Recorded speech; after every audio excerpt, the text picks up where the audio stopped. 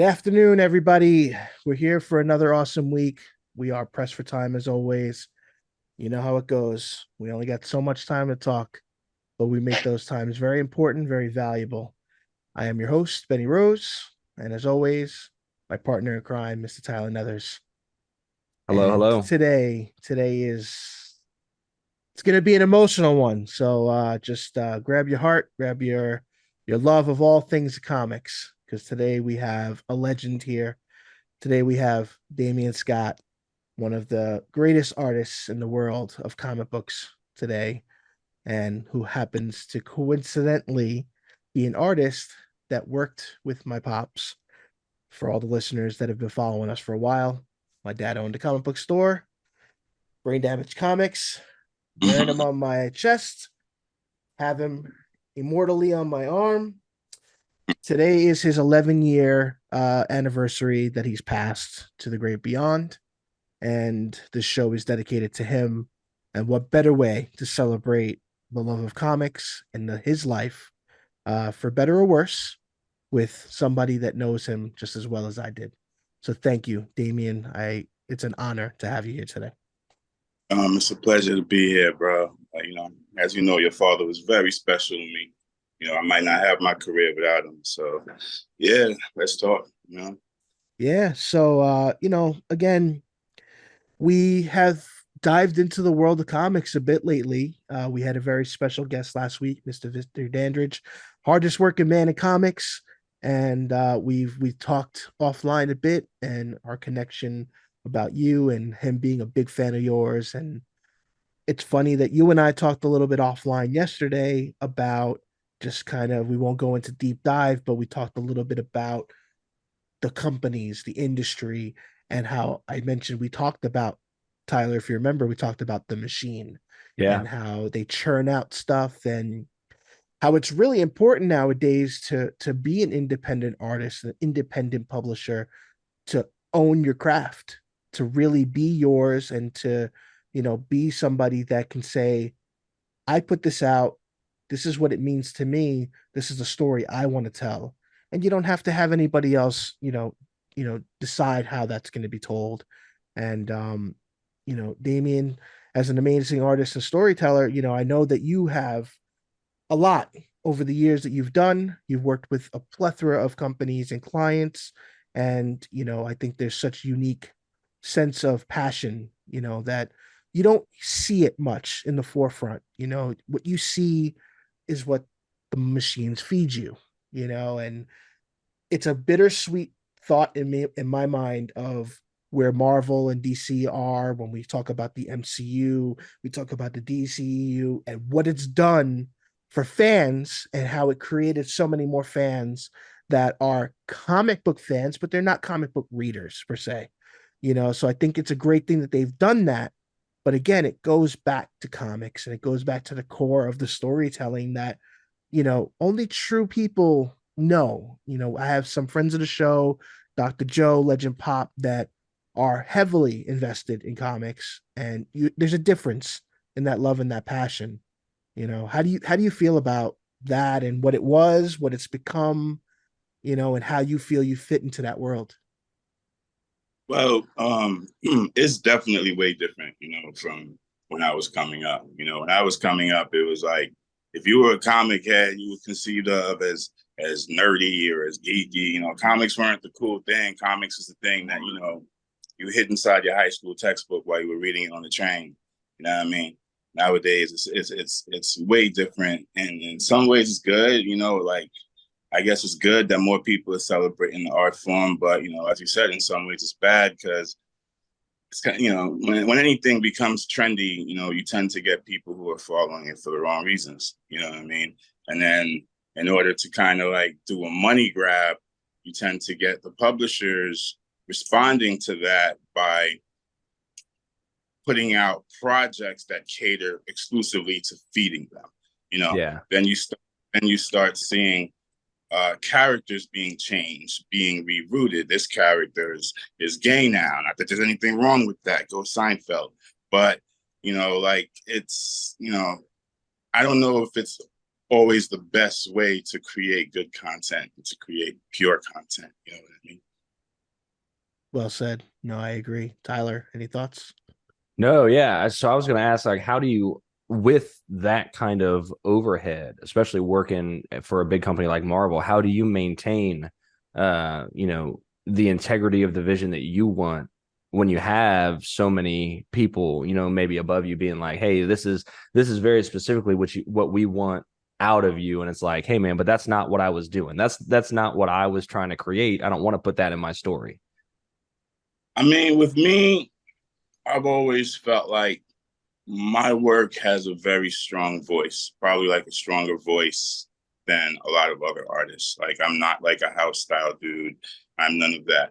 And in my way, I kind of use the voice in my work to kind of balance all that out. Like I Yeah. feel like if I'm communicating truly from who I am and my background in a certain way, whether it's subtle or not, I'm getting enough purity in the book, regardless of what the story is or regardless of what the content is. You dig what I'm saying? Yeah. Yeah. That's always been my way of battling it. You might not feel the nature flow in the words, but you're gonna feel it in the way the pictures are organized. Okay. Absolutely. So even if it's not necessarily like the story, you're still able to put exactly what you want in the panels, is what you're saying. Yeah, yeah. I Gotcha. find ways to sneak it in, to work it in from within the system. You know what I Yeah. mean? That's the best way. That's why, working for Marvel and working for DC was always important to me. Like you got to work with the big two because they have the widest exposure, but Yeah. they all biggest system that you can infiltrate. I gotcha. I like that. I Yeah, like that. makes sense. So I mean, going back and thinking back to the late 80s, early 90s, the world where, we talked about Marvel, pretty much borderline going bankrupt and, people just not believing in the world of comics. But then you had, other companies jumping in trying to take over. You had Image, you had Valiant, and created like these, like I would call in the world of video games, the console wars. You had these comic wars where everybody was finally coming out with like some really different and unique characters that were able to stand up and, created some competition for a while. And I think that, Marvel and some of the others started dipping their feet into the movie world, Batman 89, we had Superman in the early 80s, stuff like that. But, you know, jumping into, I'd say, like early 2000s is really when the Marvel stuff started like picking up and people are like, holy shit, I need to watch this. I need to be invested in this. We talked about the last show, like nobody gave a shit about Iron Man back in the day.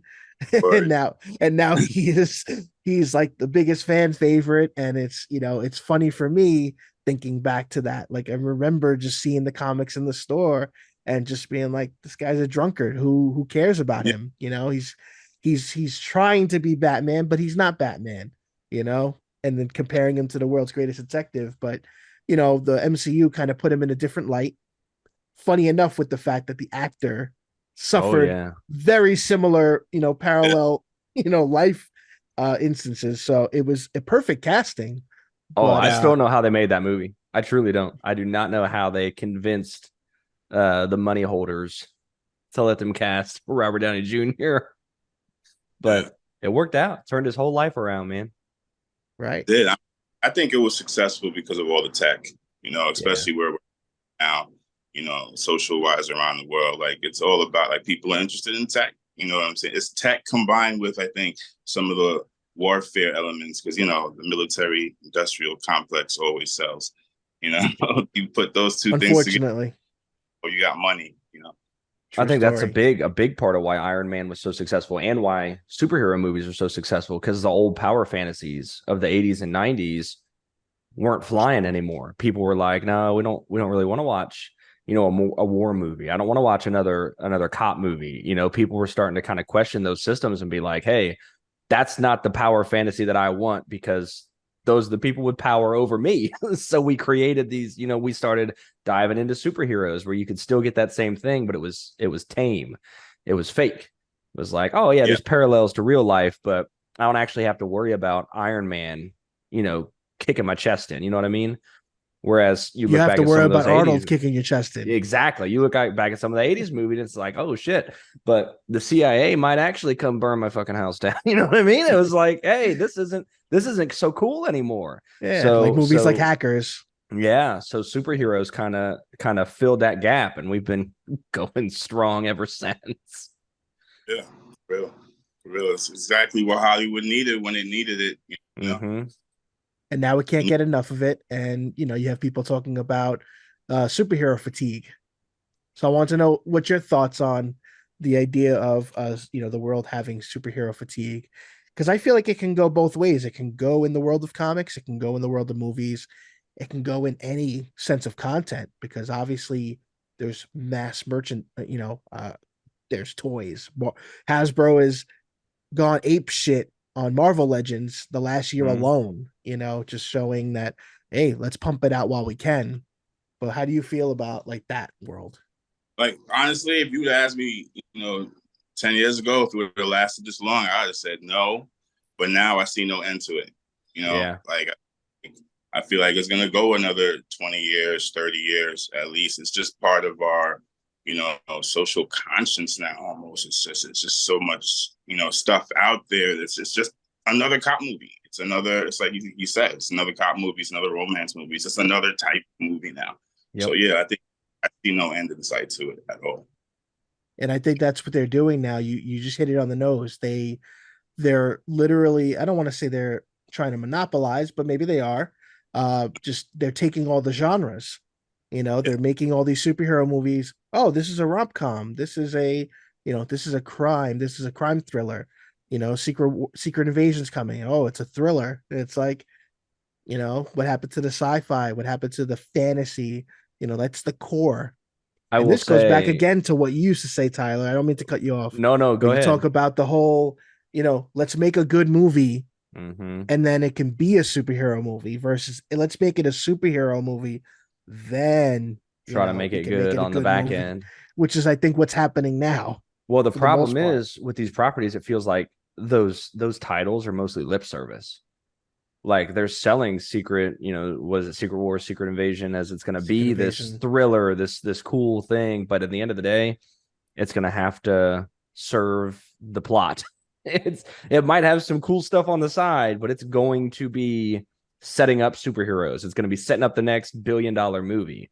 Like at the end yeah. of the day, they don't give a shit about that. True They're story. dumping it on True Disney story. Plus. They already have your subscription. They know Secret Invasion's not going to sell many subscriptions. The point is to get you to watch it to get invested in the next movie. But it's got Sam Jackson. What do you mean it's not going to sell subscriptions? Hey, I got to stop listen. these motherfucking scrolls, right? Yeah.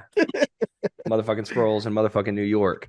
I'm just saying and I think we're on the cusp though. I think you really nailed it. Like the next 10, 20 years, they're going to have to expand. They're going to have to adapt because I don't feel like there's superhero fatigue, but there is Marvel fatigue. There is absolutely this homogenized gray whatever that they're putting out in the movies now. There's fatigue with that house style, kind of like you said. But people want superhero movies. There's still no one's tired of superheroes. I don't know a single person that is not shitting their pants waiting for Blade. You know what I mean? Like, because that looks like it's going to be something different. So I think people are I'm a people are little heavily concerned about invested. that one. I think that Well, I'm one's concerned now, but like I'm still excited. well, it's just one of those things when you start seeing movies getting, new directors and getting canceled and getting rescripted, and you Yeah. hear about it so early on. I think the writing's on the wall. I'm a big, big Blade guy, and loving the originals, Wesley Snipes. Like that's right there when nobody was into it, right, Oh Damian? yeah. I want Wesley back. That's all I'm saying on that because I want Hell Wesley. yeah. Yeah, dude. I mean, look, if Secret Wars is gonna do anything, you bring back the ones you love.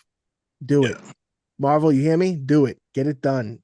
You I'm just know? worried they're gonna like try to shoehorn Deadpool into Blade or something, and they're gonna try to make it goofy. Like Oh, I You think that's can't top impossible to some avoid at motherfuckers this always point. trying to ice skate uphill. Like those things are ingrained in that character. And if they try to make it fit the mold of all their other movies, they're gonna lose all that. Yeah. Yeah. But it is what it is. We got a couple of years probably before we even see it at this And if point. these strikes And ever end, if the well, companies that's ever all. pay the money, Yeah. Yeah. Strikes are real, man. I have a lot of friends being affected by it right yeah, now. man. So, Yep, same. you It's yeah. a tough game because that's, Tyler and I talk about a lot that we want to try to spread a little more, insight and light on the ones that do a lot of the hard work that don't get the recognition. And you're one of them. Writers are a big part of that. The filmographers, and just there's so much that people just think a movie, they think the director, and they think it ends there. And Yeah. there's just so much more to it. And I think, again, a lot of offline dialogue, but Damien and I were talking about, just like the videographers. I was talking about the graphic designers and how they're struggling with Marvel. Like it's just like uphill battle. They want everything done. They want it a certain way. That's it. And it's just, you're gonna get people to the point of breaking down, and it's sad to see because I can consider myself somewhat of a writer. I don't draw, but I write stories, I write concepts, and I can understand the underappreciation that goes into that. Because it I mean, goes into the drawing too. They worry about the story and nothing else in most cases. the, But the sorry thing about with that. them, the thing with them, where I feel for them is that, with comic artists, like we do get a certain amount of like, we get our names out there. We do get credit. Like we can blow up depending on how ill we are. But with them, they only get their names at the end of the movie in a little small line, so they don't really get that. With So thousands of other names kind of exactly, lost in a river of credits. yeah, it, No, that it's makes sense. got to And be the a one tough. Yeah, I was gonna say the one thing I would love to see more of, I think some writers approach it, and that would be like attending cons, being welcomed as guests and being able to share a table with an artist that, you Think know, about that though. Right now, that's another big aspect of it. Writers have to pay their own way to go to stuff like that. right. The Well, the that's no, production that's what I'm companies talking about as far as the evolution. Like the they need companies to need be to do welcomed this. in, they They need need to to be be brought in. the companies Yes. need to be pushing and sponsoring these type of things because they're like, hey, yeah, we'll pay. Of course, we're going to put Robert Downey Jr. in your con, but nobody's like, hey, yeah, as the production company, we're going to put the writer in here. You know what I mean? Because Right. that's just No, not agree. that's not what they're doing. And They don't most of do the any of writers, They don't do yeah, any Yeah. of that. Comic artists used to get, basically a free pass to Comic Con and all that. And, they don't do it. That stopped, what, 20 years ago already. Yeah. Yeah. It's just another organization feeding off the industry. And they don't really care about they're just trying to get their money. You know what I'm right. saying? They're going Yep. where the money is. So whoever's going to draw the traffic Well, it's in not their even just eyes. that. It's how can we squeeze money out of the people coming? Like, hey, yeah, before we would Yeah. charge the attendees, but now let's charge the vendors. Let's charge the people that are appearing. That's Let's charge this. Let's charge that. It's just nickel and diamond Yeah, their that's a business shit show in away. And we itself. saw E3. We talked about that. E3 killed themselves. Yeah. I think it's actually a real problem because it's like Artist Alley, man. Like again, we used to be able to get our tables for free and set up. So then for artists, it was like, vacation time because you could just sit there and sketch and make money all weekend. You didn't really have any cost. Now it's like you got to pay $500, $600, $700 for a table, and I see it impact Artist Alley in that like now artists are stressed because they're trying to get that money back. Yeah, You know what I'm man. saying? Yeah, you're Become working for the wrong reasons at Yeah, that point. exactly. And it becomes a completely different atmosphere, Yeah. around. And I think it's like it's unfair. Yeah. No. And not anything against the artist, but you don't want to waste your time with people that aren't supporting. You know what I mean? It's exactly what you're saying. If you're there for free, fans coming up just to chat and say hey and say I love your work and chill for a couple minutes is fine because it's like, yeah, I'm here. It didn't cost me anything. Anything I get on top of this is extra. But now if you're constantly trying to recoup that upfront Yeah. cost, it's Yeah, like, hey man, you're I trying to appreciate break your even. support. I appreciate your support, but I'm gonna have to take care of this guy that's paying me to make something, Yeah, So it changes that whole dynamic. yeah. I was gonna Unfortunately, say, good. no. No, I I, was I was Yeah, I was gonna say that puts seeing you at Javits, it puts it in such a different perspective for me now. Because again, when you don't know, I don't want to say ignorance is bliss, but you assume, the world. And, having experience in the con world and having to pay as a vendor for many years and doing all that stuff, I know what it costs. I know what that goes into. I always thought that the artists were at least somewhat accommodated with a pass at the immediate minimum. So to hear that you've had to struggle with that, it makes me feel even worse. But when I'm that guy that always feels like I don't want to bother you. But Damien will say, "Hey, come see me at the table." I come see him at the table. He's doing his thing. He's talking with his fans. He's doing his thing, and I don't want to interrupt that. And now I really don't want to interrupt that because I'm interrupting your pocket, bro. And that stresses me out. The fact that somebody like Javits, even though I know it's Reed Pop, we won't go into that nitty gritty, but that really it puts it in a different perspective, and I can understand that stress. Just as a toy vendor, when I sell toys, that's what I'm thinking about. I'm thinking about how am I gonna get to zero before I can even make money and say go home to the wife and say, yeah, it was worth doing a show. you know? Yeah. Look, man, I've been fortunate. Like, I haven't had a bad show. Like, I have enough name and I have enough fan base that I'm gonna recoup on the first day. So don't feel bad. You never. Well, that makes me smile. But again, I feel again just I don't know if it's the favoritism in me, but obviously I feel like you shouldn't be. Artists should not be paying to you know what I mean. Like you're a guest of honor in my thoughts. You have a section called Artist Alley. It's not Vendor Alley. You know what I Right. mean? Like and it's Comic Con. I know growing up, Damien, I don't know if you did the shows with my pops when it was in the hotels, in the city and stuff. It was comic book vendors and it was artists. And that's what it was. And I grew up loving that thought. And then obviously seeing what it's become now, I know I'm getting older, bittersweet type bullshit, but really, when you look at the nitty gritty, like you're saying, it's crazy because I can understand why people get bitter as creators, and I also understand the appreciation of independent more because if you can pave your way but have the experience of, I would say, the bullshit, like you work for a corporation and you learn enough to do it on your own. I commend you for that so much. Yeah, I mean, it's out of survival. Part of it is out of survival, and part of it is I never wanted to be completely dependent on the comic book industry.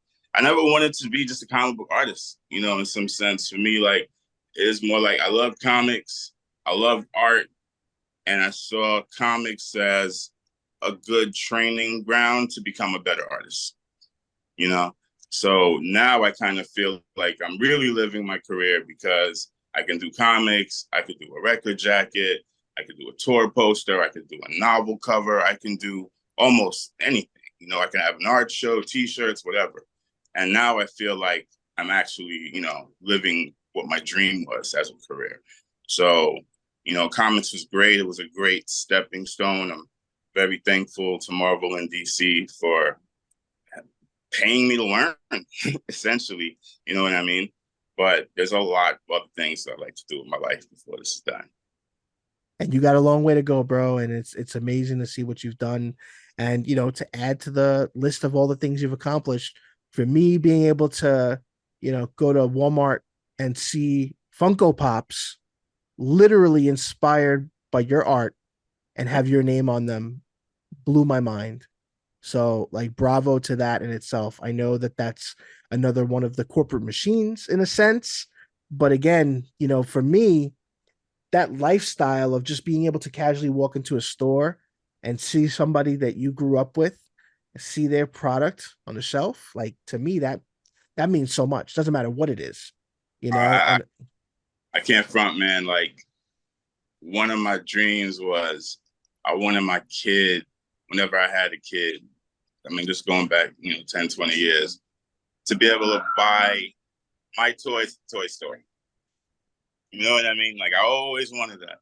So the Funkos was really my first opportunity at that, and that was dope. I can't front. That was an honor.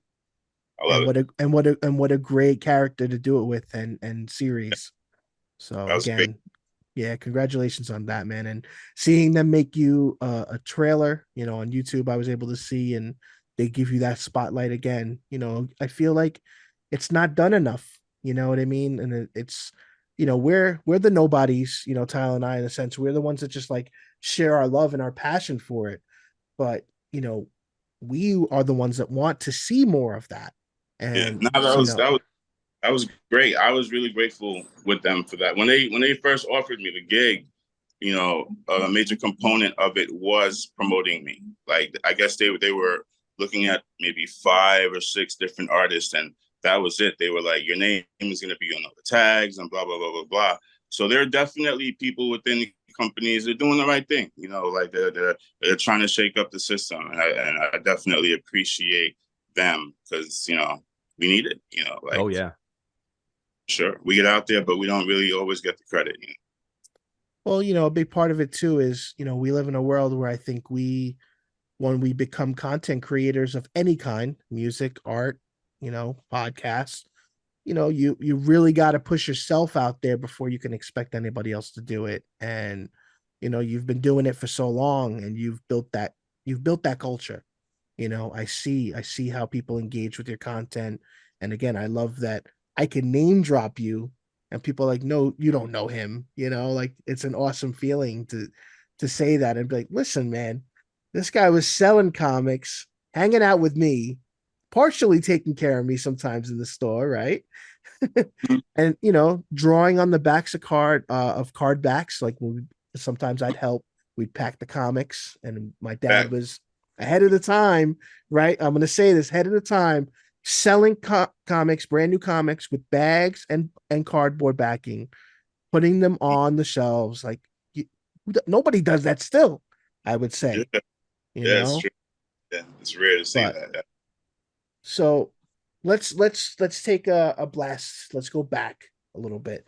Let's go back to our roots, if you will.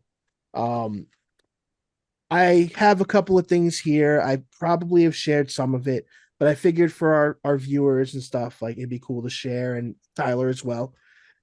Years ago, I think around my dad's maybe fifth or sixth anniversary, my wife made a little book for me.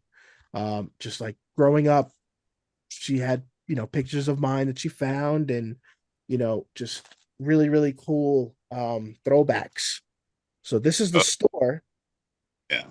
This is Memory Lane, which was technically store number 2. It was still Mm. Brain Damage Comics. This is the store that Damion worked at, and he helped my dad move from the previous store, which is actually just across the street. We were talking about that yesterday too. And I lived in that apartment building, so my dad literally had a hop and a walk, and he was at work, and he pretty much lived at the store. And Damien, I think you'll appreciate some of these pictures, because this is getting me already. But there's some great shots of just the walls Oh with yeah. Tony Ardo. I don't know if you remember Tony. Yeah, Uh, I'm telling. Wow, that's great. there's me being weird with my pops. My pops with his mullet. This was the second store as well. Store had a very unique design. If you remember, it was almost like V-shaped. You walk in a corner, Yeah. right? It was a good thing, but sometimes a bad thing. Absolutely, absolutely. And then here's a couple of pictures of the first store with my Mm. mom, my dad, me in front of the store. You know, the store was half the size, probably even less. But it's just I just wanted to go back and ask, oh, excuse me, just ask you what it was like, working in a comic book store at your age, and before you had those thoughts of going in and being a comic book artist. Like, what was it like from your perspective? It was, man.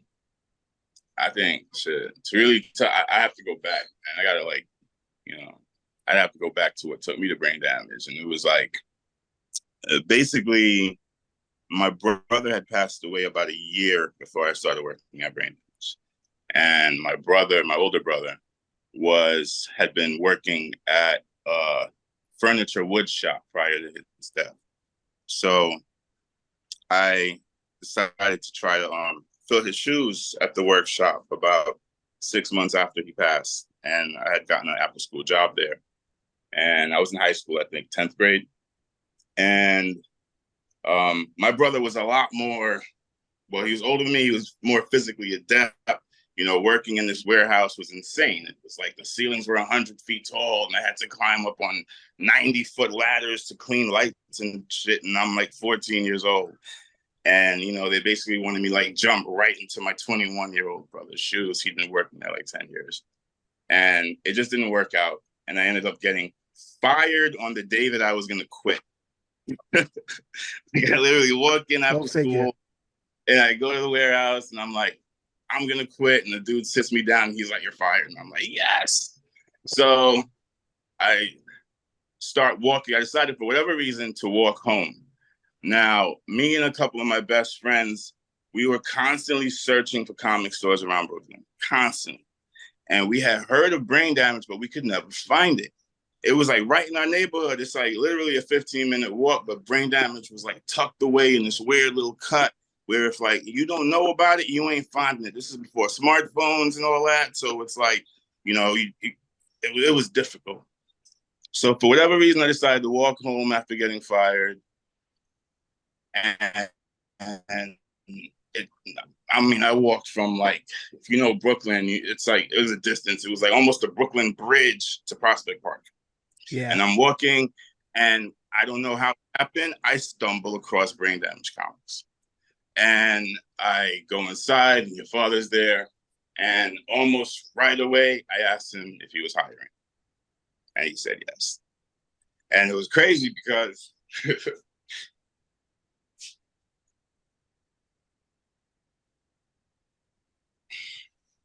Carlos filled the hole that my brother left.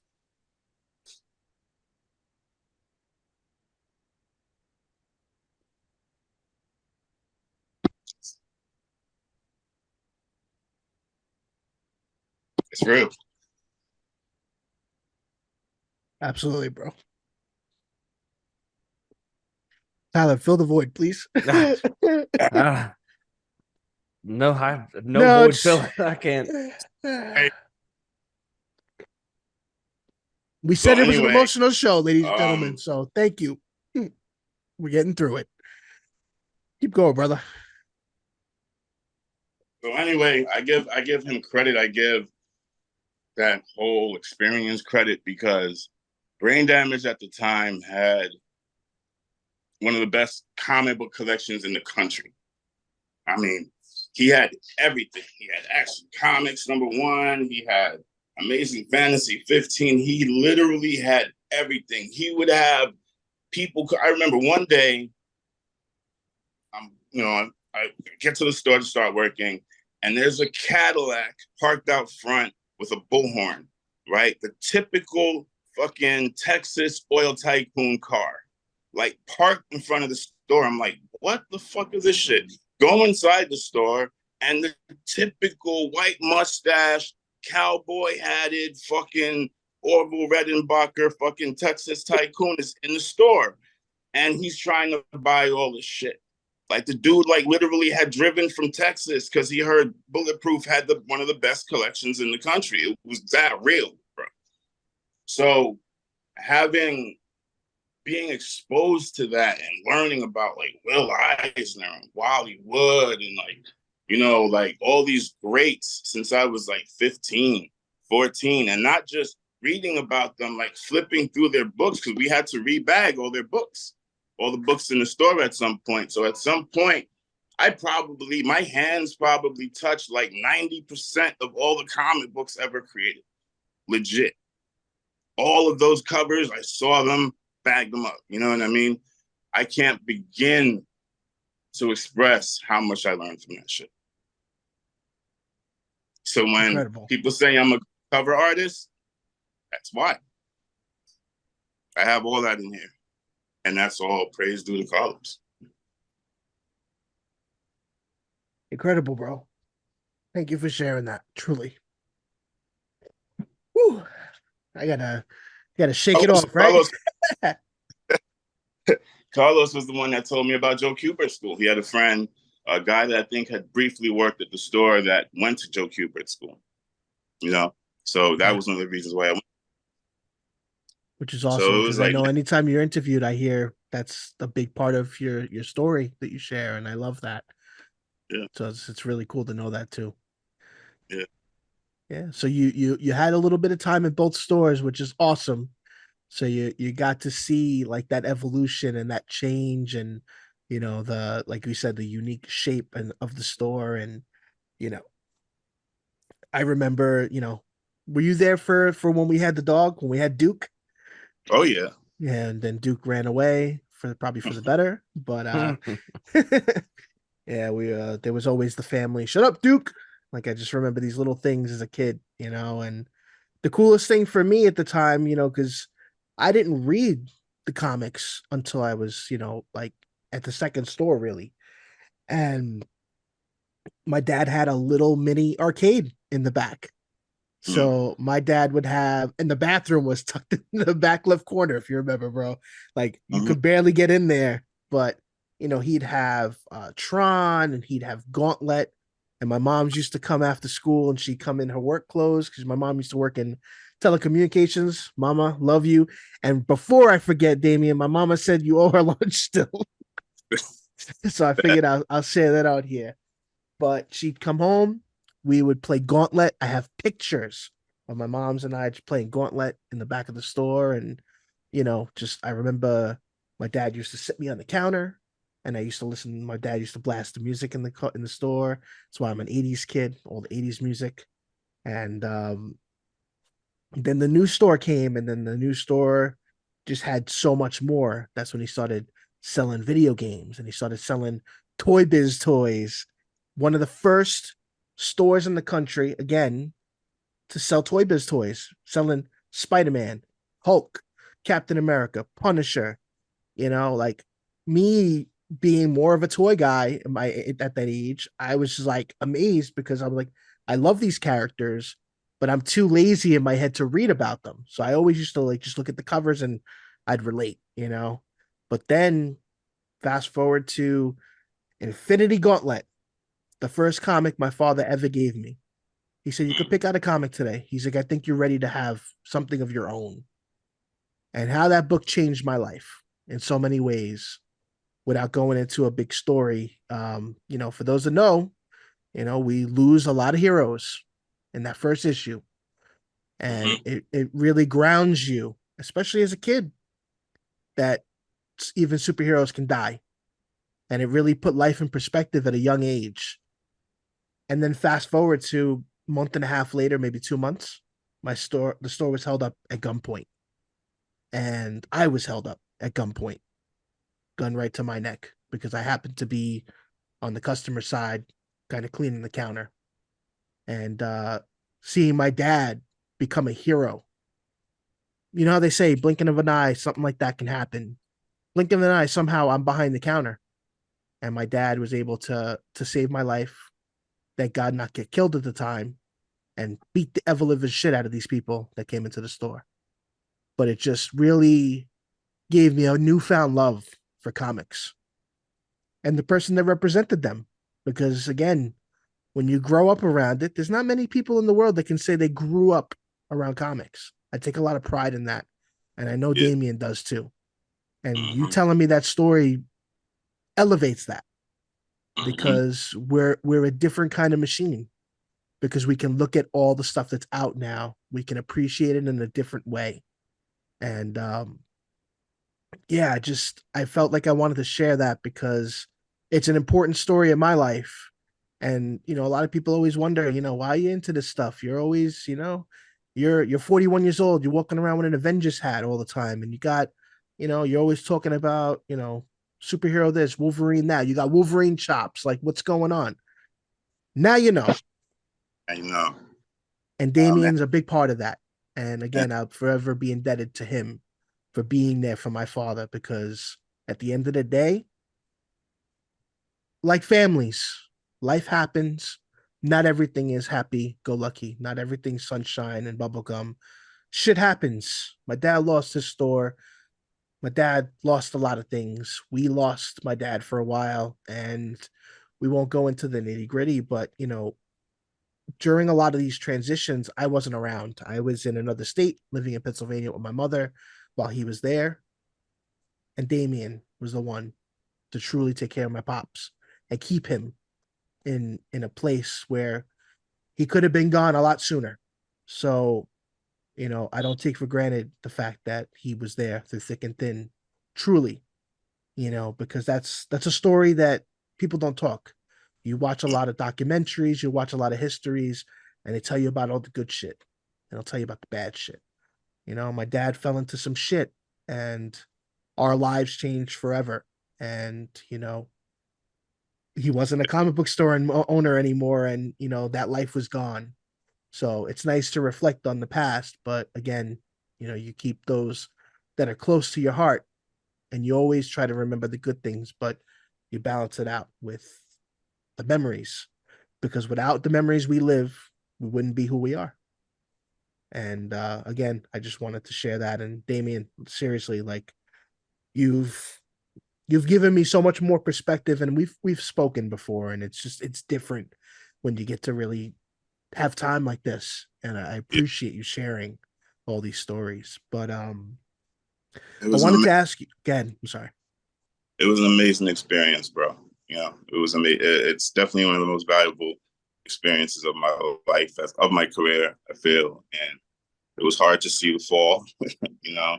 Yeah, And some of it was what was going on in his life. Some of it was the industry fell at the time too. You know, yeah, so like a lot of stores dropped. There was like half as many stores in Brooklyn as there were. So yeah. It was hard to maintain, and I think that's where he tried to adapt all this other stuff in the yeah, store, and you know, he selling was a video games, and little man. Like yeah, I remember him selling the movie posters. He used to sell the movie posters that like you'd see at the yeah, train station and on the bus and whatnot. And his yeah. game was tight. I'm about to give away his secret because he not here no more. He can't be mad at me. Yo, we used to have this homeless. He looked homeless, but he wasn't because I guess he worked at the MTA. And homie would he was a dude that would put up all the posters and shit and whatnot. And he would come to the store with a stack of posters like this, like huge, like half his height and shit. He was kind of short, but it was still mad posters. And he would basically like sell them to Carlos, and Carlos would sell them to the customers. But what the customers didn't know is that he would beat the guy down on the price. Like I think he would give him like $300 for the stack of posters, right? Like this, legit. I mean, I'm talking like the Batman Returns, like the Yeah, Michael Keaton points, the yep. one with where it was like the big Robin and the big Batman, the big Michelle Pfeiffer, like all that shit, right? The Penguin posters, them posters were beautiful. They were like on thick, The thick subway. matted, yeah, the gloss, They yeah. were huge. They were like, I would say, Tall, maybe bigger than the door a lot of times. a So he would pay like $325 for the stack and then go sell each poster for like $500, $1,000. That he taught me how to make money. Like That's he was fantastic. I'm telling you, awesome. man. Hey, mad respect to your dad though, because I used to. So in high school, one of my first jobs was at a movie theater, and I did the exact same shit. Because when they would finish with the posters and the big banners and everything like that, they take them down and they'd be like, "Hey, y'all go throw these away." Throw them away in the back of my van. I Yeah, took them home and I was selling them in high school. Like, hey man, $5. You want a poster for the movie that's not out yet? $5. Here you go. And then like the big cloth banners, you sell for 50, $60 to kids that really wanted them to decorate their basement or their bedroom or whatever. So it's a respectable hustle. I like that. yeah. That was some. Hey, I had a few of those posters. My mom's had the Cool Runnings posters, bro. Amazing, amazing. Fantastic. I mean, I Yeah, remember there was points where he was actually getting some of the companies. I think they found out about the movies and they started soliciting screener passes because we used to get screener passes for movies a lot. And I Yep. remember seeing Batman 89 day one. And for me, I've said it a million times in the show. I don't know if you ever knew this, Damien, but we got screeners for Child's Play 2. I was probably 8 years old. My mother took me. My mother hates horror. We went to that movie. There was a giveaway in the theater. She won a Chucky doll for me. Child's Play is one of my biggest movies ever. And it was like my first true horror experience. Can you imagine being a 7, 8 year old in the theater? And now I have a 7 year old that's into Five Nights at Freddy's. So it's like literally my life is revolving and he wants to see this movie in October. I just thought you'd appreciate that. It's just insane how things kind of come full circle, right? Yes, sir. Yes, But sir. I wanted to ask you about your early days of drawing and obviously I remember you always sketching in the store and stuff, but when you started really getting into the idea of wanting to do it, like what were some of the characters that inspired you to start drawing? I mean, my number one character to draw has always been Spider-Man. I don't know why. Since I was a little kid, man, like there's just always been. I remember going to Coney Island at like 6, 7 years old, and they'd have like Spider-Man balloons. You know, and there's just something about Spider-Man that's always opened me up creatively. You know what I mean? Like to this day, whenever I'm starting my work day, I doodle like a quick Spider-Man sketch. It's what gets my juices going. And uh, and also Batman to some extent, but number one has always been. I just love the flexibility, the anatomy. It's like the perfect training ground to learn how to draw a human anatomy. You know what I'm Right. saying? And it's all he's New York City. I've always felt like Spider-Man is New York City's kind of real mascot, like real legit mascot, for real. So, being a New Yorker, that's always been the one for me. That's awesome. Yeah. And then you've had the pleasure of being able to like legitimately draw them too, Yeah, which is yeah, incredible. more than a few times. That's probably like the one like Marvel property that I would always want to go back to at any point in my career. That's my main reason, my main interest in drawing comics. But Awesome. Batman too, drawing Batgirl was great. Batgirl was actually Yes. very, I don't know what's the word, cathartic for me because there was a certain darkness to the character, and I was going through some dark shit at the time. So like that was actually, I like the Bat world. I'm not sure what it is now. I kind of haven't been following, but Yeah. it was something. No, it goes through a lot of changes over the years. Yeah. That's the biggest thing. The most daunting thing about comics, I feel like, is you can't keep up with everything. Like that would be you'd be a 2 full-time jobs to keep up with all the major storylines. So you kind of go through cycles of like, hey, yeah, I'm gonna pay attention to this line for now. Like, all right, now I'm gonna jump off. I'm gonna go pay attention to this one. It's hard, man. Yeah, it is. It is. Every now and then I hear about something interesting, and I'll pop up and get it and whatnot. But for the most part, yeah, it's super difficult keeping track of like who's Spider-Man now, Yeah, who exactly. I was gonna who's say Batman. who's dead now? Like who's coming back to life? Yeah, Mm-hmm. are they dead and for how long? Like it's all the same thing. Yeah. Thing over. Yeah, you can't have those big moments like back in the day, like you're talking about, like Infinity Gauntlet with characters dying. Like it used to be, someone died and you were like, oh fuck, they're dead, Yeah, dead. Now it's Superman for like, a while. I mean, yeah, Captain America, which was one of my dad's favorite, yeah, man, comic series. Just seeing Captain America get assassinated, like some real shit. yep. But now But they're now just it's like they're you, just yeah, killing everybody every day. yeah, yeah, everyone dies constantly, and then it's like, okay, they'll be back next week. That's no big deal. No one's dead for more than 10 seconds because you can't make a lot of money off a dead hero, man. Oh, you can real. mourn him. Well, I would say DC did a great job of mourning Superman for a good while with the death and life, because they Yeah, they started coming up with all those other versions and realizing that they weren't sticking the same way. Nope. we were at the store when that first big death of Yep. Superman happened. Like we were at Yep. Brain Dead, and I remember like just the buzz and the people coming to the store who had never been in a comic store before, and it was just like literally insane. They made money off of it, and they continue to. So that's why they keep doing it. Yeah. Yep. Yeah. It's crazy. I remember those books too, man. The black book with the red, with the blood. Yeah, we couldn't buy enough of them. Like it Yeah. was True. like week we were ordering more, ordering more, ordering more, and they were going. It was ridiculous. I think those books created a lot of comic book fans. And Oh, absolutely. Victor from the show last week literally said that that was what brought him into the world of comics. A Him lot of finding people. out about Superman, like dying, like I Because want to you read that. people knew Superman. People that didn't give a Mm. fuck about comics knew Superman. And they Right. were like, wait a minute, you're telling me they've killed Superman? They've killed the man that can't be killed? And the Right. only way for me to get this story is in a comic book? All right, I guess I'm gonna pick up a comic book. True. I hate to sound like an old fogey, but I feel like the '90s were the last era of like epic comics. Like Amen. when Superman, that Superman book was epic. Spider-Man #1 by Todd McFarlane, epic. Oh man. For Yeah. one, epic. You know what I Yeah. mean? When was the last time a comic dropped that was like epic? Yeah. Nope. Change your life. You know what I'm saying? Like it hasn't happened in a long time. Yeah. Yeah.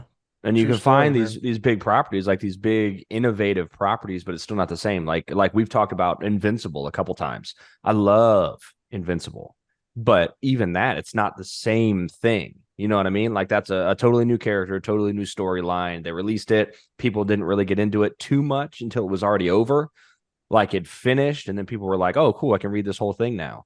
You don't have these big issue drops. It doesn't seem like anymore. And that was the thing I was going to say. Like you were talking about with the shop kind of going under and things in the industry. If you look around, most comic book shops you can find, at least in anywhere that I've ever been, popped up in 2005, 2010, 2000, 2011. Like even the old ones are only 20 years old. So if you find one that was actually around in the 80s, like that's a Rare. big fucking deal. Forbidden Planet, one of the rares. Forbidden Planet, Bulletproof. Yeah. True story, man. And I would Survivor. say, like, a little extended, Kevin Smith's Secret Stash is close to maybe 20, 30 years, Yeah. There's a spot down He's here in one of New those. Orleans, like in New Orleans, that's real old. That's really cool. But like the stuff up by me is all relatively new. You've got, again, like 2010, 2015. They're like, yeah, we opened up.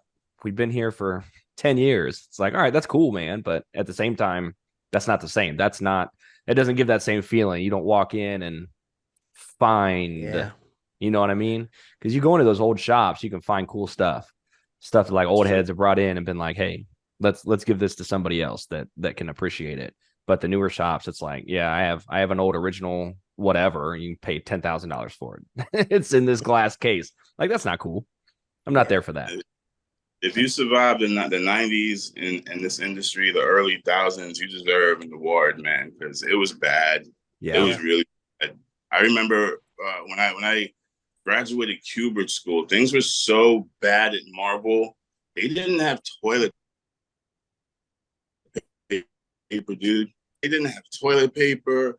It was like the receptionist had to bring their own like pens and pencils and stationery. Like legit, the receptionist was complaining to me for like a half hour about, all the things they didn't have, like water. Like the company it was terrifying, dude, because I just finished school and needed work.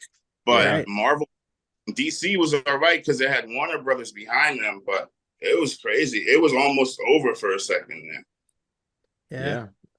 And that wouldn't have been the first time, which is the scary part. Because Yeah. they just had that kind of, Mhm. rough ride for a little over a decade and a half. It was that what was it? Forced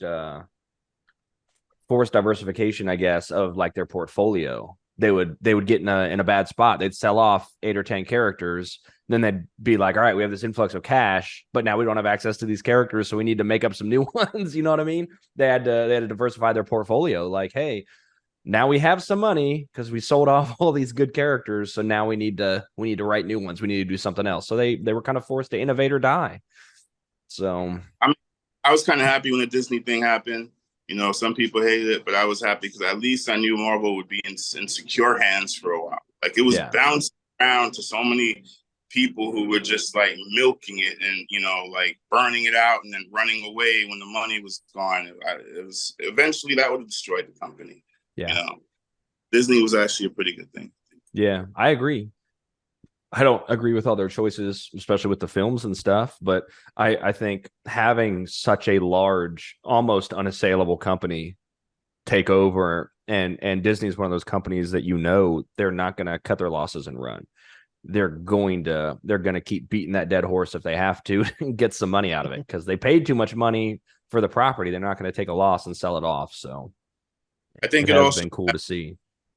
I think it also adds a certain significance to the Marvel universe because Disney carries this, bigger sort of historical, like monumental American history feeling. You know what I Yeah. mean? Like they carry a lot more weight, and they like Mickey Mouse is important. You know what I'm saying? So it kind of makes the Marvel characters in some way more important. So I Yeah. think that feels good too. Well, I think the fact that Disney has always been, since I've been a kid, is a household name, and Yeah. now names like Spider-Man and Luke Skywalker, these are names that are now becoming household names too. I mean, they were to a degree. Well, Spider-Man was, but it's like now you have Iron Man, the guy that nobody cared about. Everybody loves Iron Man now.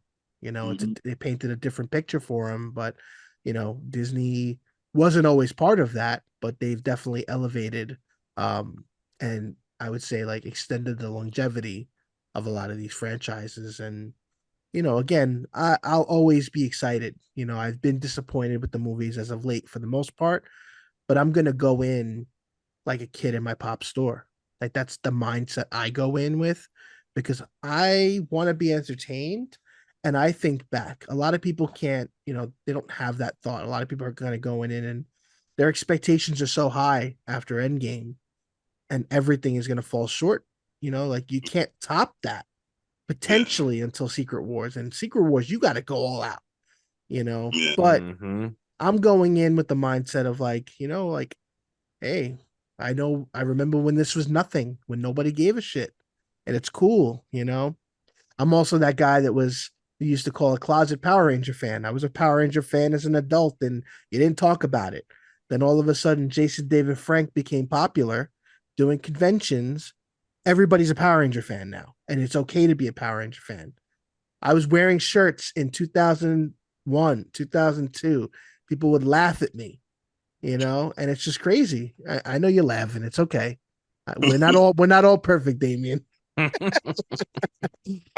like people that nah, I remember you being into the Power Rangers. It's like before my time, I guess. Well, it's like I picked it up late too because I mean I was in my mid to late teens when it came. Well, I was in my early teens when it came out. So, most people weren't playing with toys. I played with toys for a long time, and I don't play with them per se, but they're here. The closet and the walls are full of them. But now I can justify it because now I have a 7-year-old I play with toys with. So, that's the excuse. Oh yeah. Shut That's how you shut up, justify Tyler. it. Justify Shut all up, these Tyler. collectible toys in their boxes hung on the wall. Yeah, I bought them to play with my son. I No, do no, this no, no. thing. My wife was like, "You're buying him too many toys." I'm like, "I like them. I like, you know what I mean? I think it's great that like we're playing with the same toys that our kids are playing with. Like, what other generation did that? Like we still Right. enjoy Ninja Turtles, we still enjoy Transformers, and like all these comic book characters and whatnot. Like, I wasn't playing with what my dad was playing, but he was playing with like wooden horses and shit. Yeah. But, True story. Yeah, man. Literally. Yeah, Freaking man. wooden horses. You ain't They didn't have lying. much. Sticks, and my dad would be in military camp causing trouble. So, military school, whatever it was. Yeah. Crazy, man. But yeah, it's a unique time to be alive and to be a fan of this stuff. And again, that's why we picked the podcast up because Tyler and I, we say it all the time. We've been friends for almost 10 years. We haven't met in person because he lives in another state. He was in Ohio first and now Louisiana. And, you know, but we're close and we have a lot in common. We have a lot of things that we don't have in common, but we have a passion and we just love to talk about this stuff. And it's really cool that we have the ability to connect with great people like you and, share some amazing stories. And I'm sorry that we had an emotional moment, but I think that you and I needed that um, because we've had our talks, and I think we always kind of hold it in to a degree because I think we want to, keep each other in check. But I really appreciate you doing that and you talking about that, and it's incredible because 40 years for me at least, is I've known comics my whole life. And it's just to see what it's become. It's just incredible. And I'm grateful to have been able to be part of that journey with you. And, you know, I can't wait for all the other stuff that you're going to be doing. And, can you share? I know you said you had some projects you're working on, some stuff that's maybe coming out soon. If you can let us know what we can look forward to. Absolutely. My primary work these days, for the last few years, I've kind of been like working within Snoop Dogg's camp, just doing a variety of illustrations and, things of that nature. We're also developing like a couple different graphic novels together. One of them, I think, is probably going to be released within the next year or so. Apart from that, I'm also working on a Steph Curry graphic novel, kind of like, I don't know, I guess a documentary style on his life meets like some superhero type shit. So, and it's looking dope. Like, I think that's also going to be released towards the end of 2024. Like that was dope because Steph is like one of my heroes, man. Like I actually got to meet him, and for real, the dude is a real life superhero. It's no joke. Like he was literally glowing. Shit. The dude is like he's the real fucking deal. I've never seen a healthier looking person in my life. So it's actually an honor to work on his book. Shit, That's so look That's out awesome. in the next year and a half. Hell yeah. No, we appreciate that. Tyler, do you have anything else? No, that's it, man. This has been great. I'm glad you guys were able to have that conversation. I mean, that's kind of what we talked about going into this was like, hey, this might be a little cathartic for you. So that's great. Yeah, Rest we've had some to Carlos Rosario. Yep. yeah, thank you, brother. Again, mourning but happy anniversary because we're celebrating his life today. 11 years gone, never forgotten. Brain Damage Comics, Memory Lane. Guy was doing it when nobody else was, ahead of his game, ahead of his time. And the biggest reason I'm a nerd, the biggest reason I love my comics. And if you're a comic lover, if you're a comic book character lover, go out, support your local comic book shops, support your artists, support the local publishers, support anybody that creates something that they love if you're into it. We've had great people like Victor on the show I've mentioned over and over again.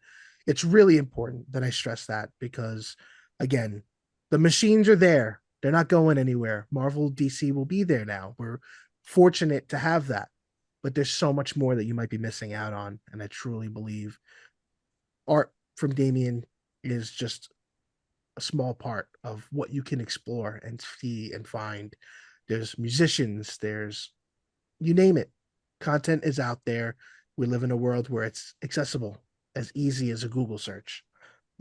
So I embrace everybody to take that moment and do it. And remember, we're going to have our links for all of Damien's content when the episode airs. But Damion, you have any last words? Thank you for having me, man. Like, you're definitely a brother, man. We came through it together. And again, just, rest in peace to your dad. And,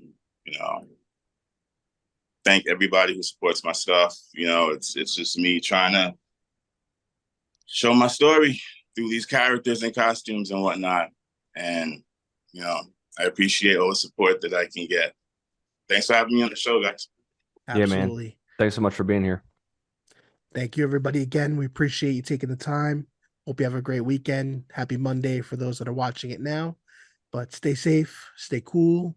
Hopefully, the smog is gone by the time you're watching this. Yeah, no kidding. And take care and have fun, everybody. See you guys.